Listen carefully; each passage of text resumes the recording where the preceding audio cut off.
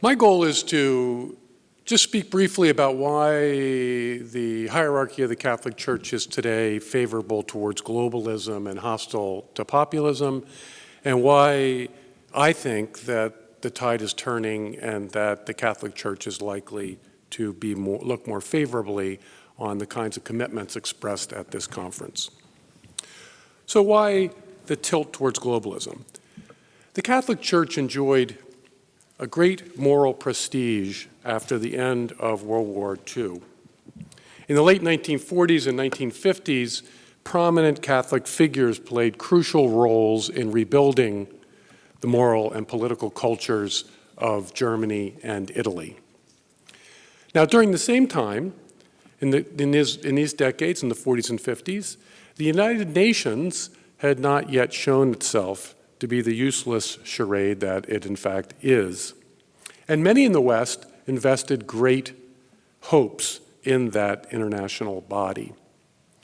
Thus, mid-century Catholicism tended strongly toward internationalism, as it was then called. By the time of Vatican II, in the early 1960s, church leaders were keen to buttress the authority of the United Nations and other international agencies. And Gaudium et Spes, the document from that council most pointing to these kinds of issues, champions the causes of internationalism. And the document goes so far as to call for, I think the term in the document is universal public authority that has the power, as the document says, to ban war. And John Paul II and Benedict XVI in their pontificates both reiterated versions of this call for a universal governing authority, a universal public authority. Now, it's important to see that Gaudium et Spes in the mid-1960s church was not without counter-emphases. The text consistently speaks of the community of nations and doesn't seem to suggest a post-national future. And the council was held at a time of rapid decolonization. And Gaudium et Spes and the church at large supported this process, which is effectively third world nationalism. And Gaudium et Spes defines a right, it speaks of a right to one's own culture. Yet the same document also notes and champions the development of, quote, a more universal form of human culture. So there's obviously tensions in the documents. And it envisions a globalized economic development with experts running things in accord with supposedly objective and scientific principles. So there's obviously tensions within the document. And those tensions are manifest because in the church's judgments about political matters in second half of the 20th century, which have not turned out to be very astute. During the 1960s, the Catholic hierarchy, like so many others, was deeply concerned about the arms race and the threats of a catastrophic nuclear war. And this was the major, really the overriding reason for emphasizing this notion of a universal public authority. Yet, as the decades played out, it was nation states that prevented war with a strategy of deterrence, not the United Nations. And the same nations negotiated arms reductions and other measures to de-escalate potential conflicts. Thus, looking back, we can see that strong nations and not international bodies successfully managed the threats of nuclear war. Another misjudgment, mid-century Catholic leaders vested a great deal of confidence in international agencies to press forward economic development in the impoverished regions of the world. And again, that confidence was misplaced. In the event, the countries in which international agencies have penetrated most deeply have languished, while China, which kept the international community very much at arm's length, has seen remarkable growth. Now, before his election to the papacy, John Paul II was frustrated by the Vatican's diplomacy towards the Eastern Bloc. And I think this little episode tells us something about the Church's sensibilities in the second half of the 20th century. Because Vatican officials thought that prudence required finding a modus vivendi that downplays troublesome issues. And the Polish cardinal knew otherwise. But even as the head of the Church, he had difficulty bringing his own diplomats in line with a more confrontational approach. And so, whether it's Ostpolitik or international development or preventing nuclear war, what explains these missteps? I think I see here an age-old truth, and that is like seeks like. Gigantic global corporations like Google want to relate to global public authorities. It is more efficient than dealing with the many different countries. And the same holds for the Vatican. The Catholic Church is the oldest bureaucracy in the West, and it's international in scope.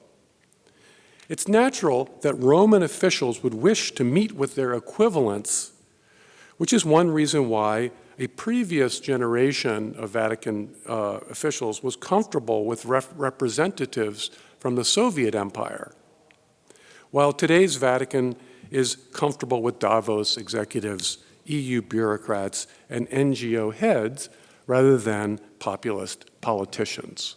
I do think it's a big function of this is like seeks like.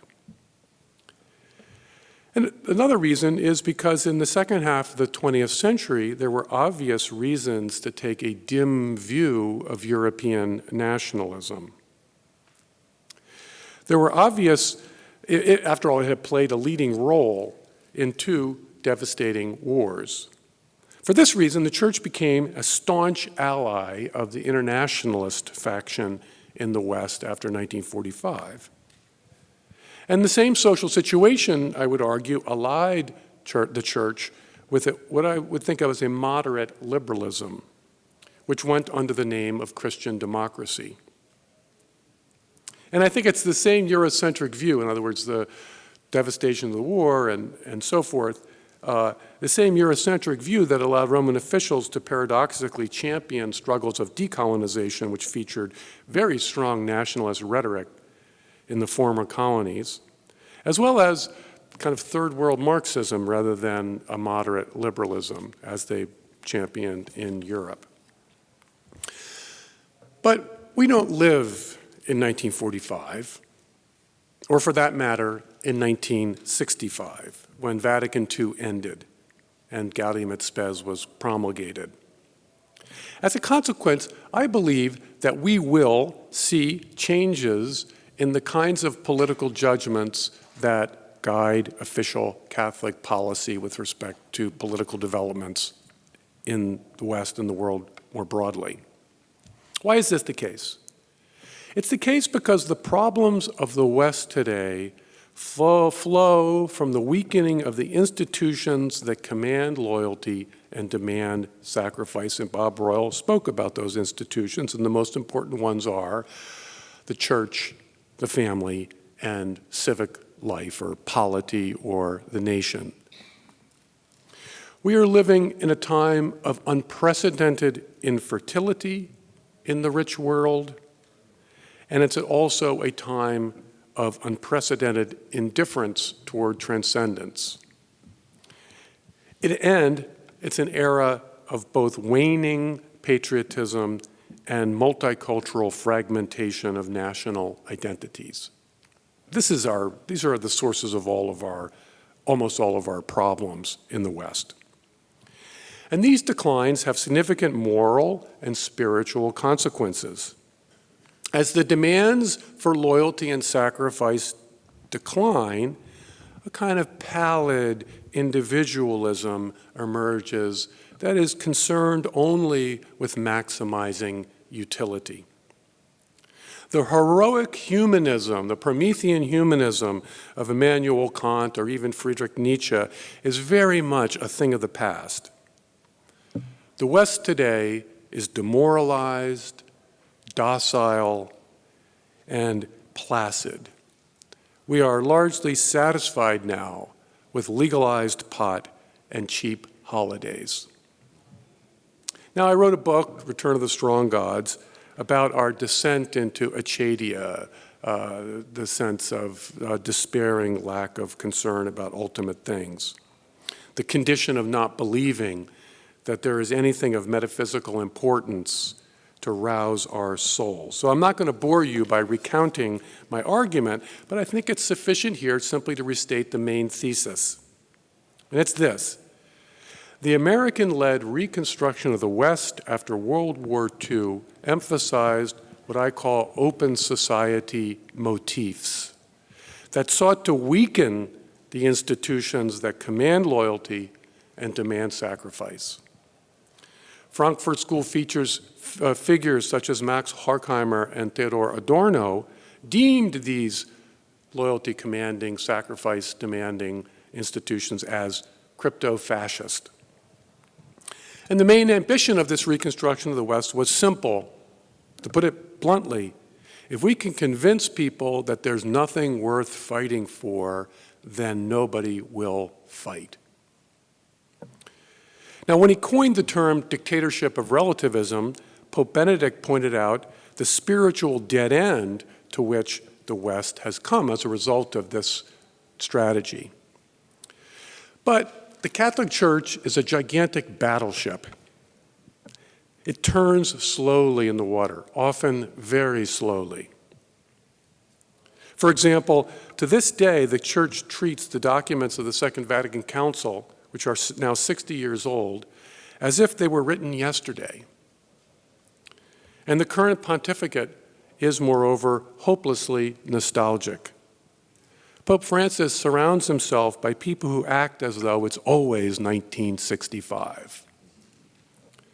Nevertheless, I would submit there are signs of change. I mentioned Pope Benedict and his warnings against the dictatorship of relativism, and I would also point to John Paul II's encyclical Veritatis Splendor. That document strongly affirms the authority of moral truth. And under Ratzinger's leadership, the Vatican reasserted the universal lordship of Christ. And that when he was Pope, Benedict called for a more dignified and transcendent style of worship. All of these are theological affirmations that seek to buttress the capacity of the Church to command loyalty and to evoke sacrifice. I mean, that's all of those measures to buttress the capacity of the Church to command loyalty and to evoke sacrifice. So when it comes to the spiritual life, we can therefore see a kind of strengthening trend, I would call it, in the Catholic Church. It's by no means uniform. The German Church seems to be committed to ever greater weakening, and Pope Francis often emphasizes permission rather than prohibition. But in my travels, I can report a growing consensus. As a priest friend put it, we live in a season in which we need to rebuild the walls of the church. Now, any talk of walls sounds positively populist. But let me set that aside for a moment and point out that the church has become more outspoken in defense of marriage, in defense of family, and more recently, in defense of the fundamental difference between men and women. Pope Francis himself has described transgender ideology as demonic. Thus, I think we're seeing a change in Catholicism. In the years immediately after the Second Vatican Council, theologians and clergy treated the old piety of before the Council in the same way that secular leaders treated the old patriotism. They thought it was overdone and it could serve as an impediment to a fuller and more open way of living. As a consequence, they problematized church authority, these theologians and clergy after the council, and emphasized what I would call an open faith, analogous to the open society themes of the post-war secular elites. But again, my travels, I can see that this approach is falling by the wayside. Today we're entering a period of theological and moral reconsolidation in the church, wall building, as it were. As these winds of change blow, I predict a growing skepticism about globalism within the church. After all, globalism is a dissolving project that aims to weaken national loyalties and create a new man, the proverbial global citizen. But the so-called global community is an abstraction that demands no concrete loyalty.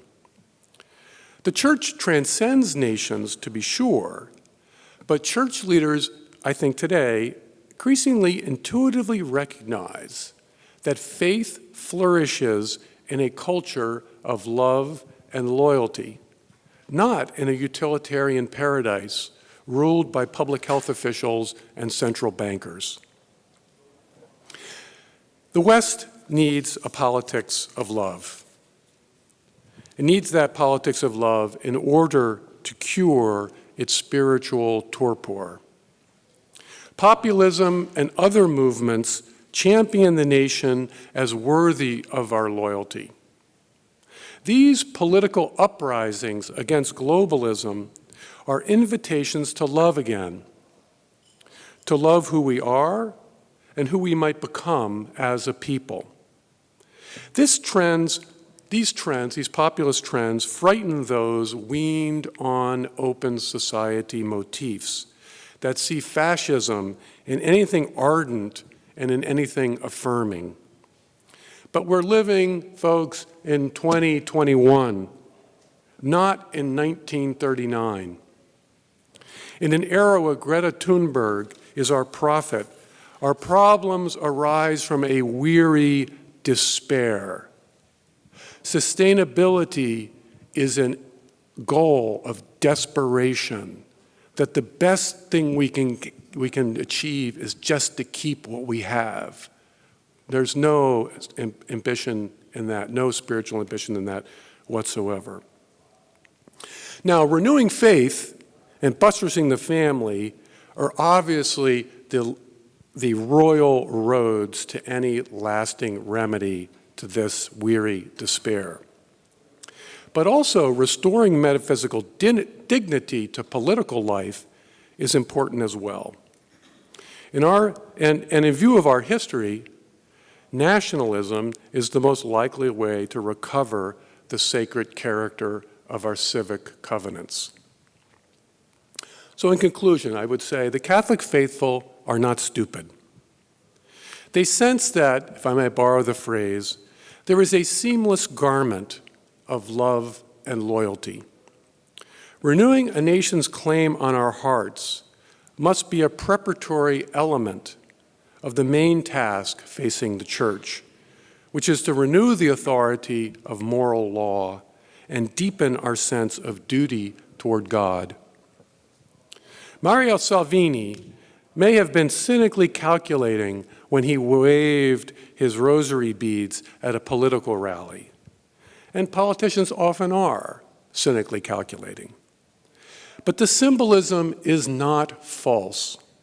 Faith, family, and nation are different, and they must be kept distinct. But they are linked by a shared pattern of loyalty and sacrifice. And it's that pattern that we need to recover. Thank you. Well, thank you very much. I think we've had 3 phenomenal presentations in this.